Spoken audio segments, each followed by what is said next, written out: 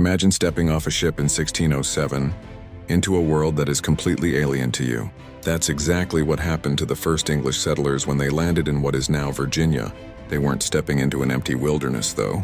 They had just arrived in the heart of the Powhatan Confederacy, a powerful network of tribes ruled by the paramount chief, Opechancanough, whom the English simply called Chief Powhatan. This land was home to nearly 25,000 people.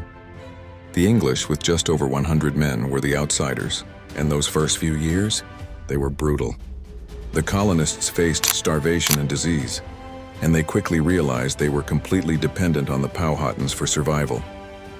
They needed their food, their knowledge of the land, and their trade goods. It was a very tense, very uneasy dance of cooperation. The English needed the Powhatans, but they also feared them. The Powhatans were wary of these strange newcomers, but they also saw an opportunity for trade, especially for metal tools and weapons. For a little while, it seemed like this fragile relationship might actually work. A flicker of hope came in 1614 with the marriage of Pocahontas, Chief Powhatan's daughter, to the English tobacco planter John Rolfe. This wasn't just a wedding, it was a major political alliance. It ushered in a period of relative calm that historians call the Peace of Pocahontas. For 8 years, there was a lull in the fighting. It seemed like a new, peaceful future was possible. But here's the crucial misunderstanding, the part where everything starts to go wrong. The two cultures had completely different ideas about what this peace actually meant. To the English, the peace and the marriage were a green light. They saw it as the Powhatans accepting their presence, a sign that they could now expand their settlements, clear more land, and grow their lucrative tobacco crops without any resistance. They interpreted the quiet as submission, but that's not how the Powhatans saw it at all. For them, peace was a temporary state of coexistence. It was a tactical alliance, not a surrender of their land or their sovereignty. They never agreed to let the English take over their ancestral homelands.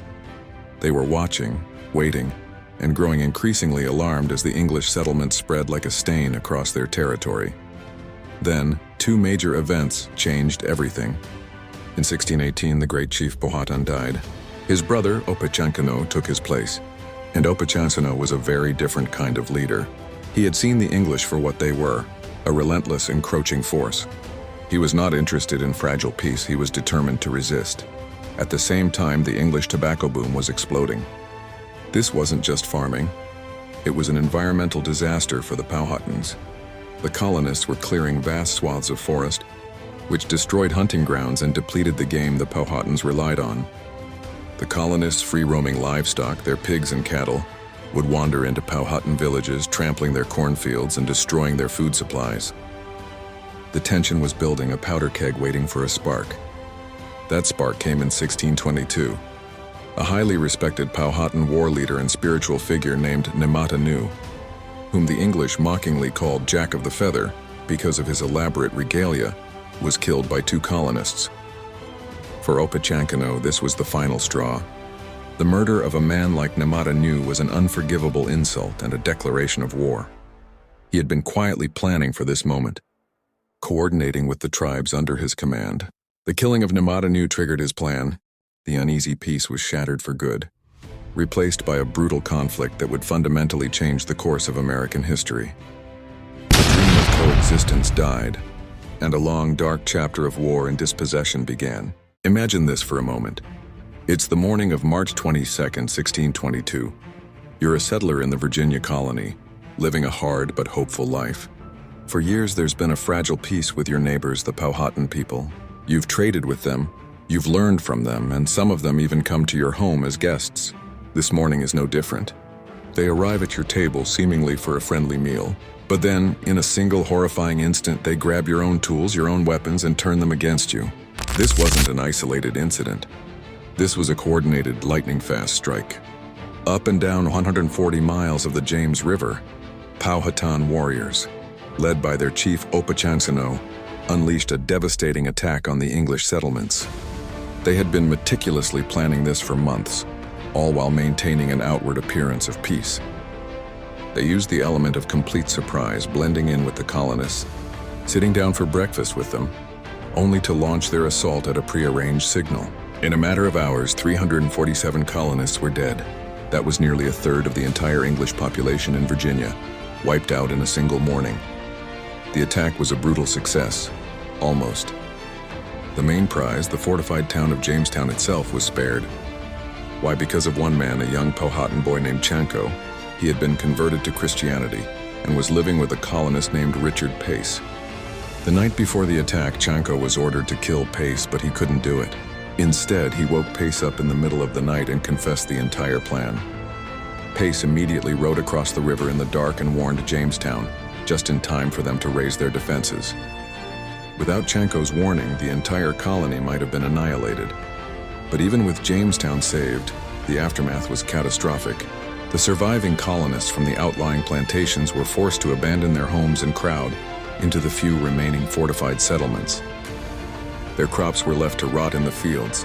What followed was a brutal wave of starvation and disease that killed hundreds more, maybe even more than the initial attack itself. The dream of a sprawling, prosperous colony had turned into a desperate fight for survival. And this is where the story takes an even darker turn. The English response was not one of defense, but of total, vengeful war. The governor of Virginia declared a perpetual war against the Powhatan people, a war without rules. The English adopted the very tactics of surprise and deception that had been used against them. They would raid villages, burn sacred sites, and systematically destroy cornfields, hoping to starve the Powhatan into submission. Perhaps the most chilling example of this new policy came a year later. The English invited the Powhatan leaders to a peace talk, a gesture of reconciliation.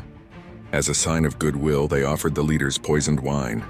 Many Powhatan leaders who had come in good faith were either killed by the poison or shot as they tried to flee. The gloves were officially off. For the English back in London, the massacre became the perfect propaganda tool. Any pretense of converting the natives or living alongside them was gone. The attack was portrayed as an act of savage, unprovoked betrayal. It was used as the moral justification they needed to seize native lands by force. The narrative became, they attacked us while we were trying to be friends, so now their land is forfeit. It was the legal and moral excuse for total conquest. The long-term consequences were staggering and permanent. The Virginia Company, the business enterprise that had founded the colony, went bankrupt from the costs of the war and the loss of life. In 1624, the English crown took direct control, turning Virginia into a royal colony. Any hope of peaceful coexistence between the English and the Powhatan was utterly destroyed, replaced by decades of brutal conflict. Chief Opechancanough, the mastermind of the 1622 attack, would try one last time to drive the English out in 1644. But by then, the colonists were too numerous and too powerful. He was captured, and his defeat in 1646 led to the final collapse of the once mighty Powhatan Confederacy. This tragic cycle of initial contact, broken treaties, violent conflict, and the ultimate displacement of native peoples wasn't just the story of Jamestown. It became the blueprint, the grim, repeating pattern for the expansion of America across the entire continent. The echoes of that bloody morning in 1622 would reverberate for centuries.